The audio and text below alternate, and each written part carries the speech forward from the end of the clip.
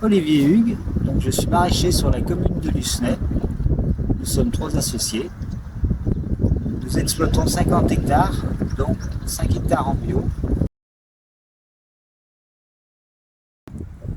Donc là, nous sommes dans la parcelle de Petit Marron où nous avons fait un itinéraire simplifié.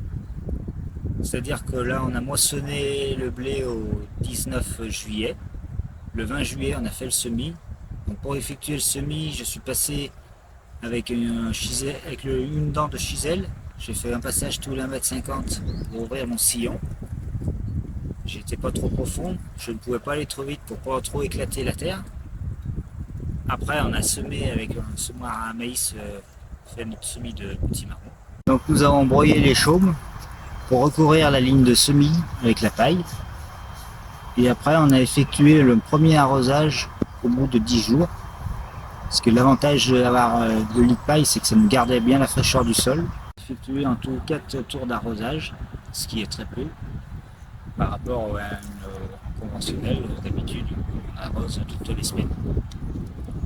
Donc début août, nous avons effectué un broyage entre rangs pour limiter la repousse de luzerne, pour éviter qu'elle envahisse trop. Comme ça, après, les courges, ils ont pu reprendre le dessus, elles se sont étalées.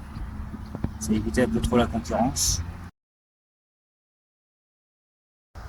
Donc les points forts sur la culture en faisant le semis direct, c'est déjà la réussite au niveau de l'enherbement, qui a très peu poussé. Après aussi au niveau de l'arrosage, le passage qui est limité. Et aussi au niveau de tout ce qui est travail du sol, qui est beaucoup plus simplifié.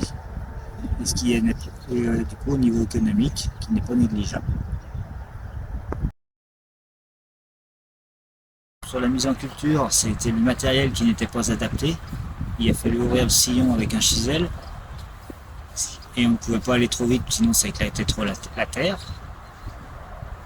Après aussi, on avait la date de semis qui était tardive, due à une année qui était pluvieuse, qu'on n'a pas pu moissonner de bonne heure. Donc ça s'y connaît aussi sur les rendements. Plus on sème tard, plus les rendements vont diminuer. Donc pour comparer au niveau des rendements par rapport aux itinéraires techniques conventionnels, là nous sommes à 10 tonnes hectare. Sur les autres parcelles où je me suis fait prendre par l'herbe, nous sommes à peu près pareil, autour de 10 tonnes hectare. Si on n'avait pas d'herbe, je suis monté à 20 tonnes, sachant qu'on arrive à monter à peu près jusqu'à 30 tonnes hectare les bonnes années. Après, on a économisé 1000 € à l'hectare de frais de mise en culture, dû par tout le gain du travail du sol, de désherbant, le désherbage, la main-d'œuvre qu'on peut y mettre aussi. Donc pour l'année prochaine, pour y refaire, je vais adapter mon semoir en achetant des disques ouvreurs et en mettant des ressorts pour bien appuyer. Comme ça, j'aurai pas besoin de passer avec un chisel, ça me gagnera du temps. Et on va y faire sur du seigle que je vais coucher pour gagner aussi en précocité.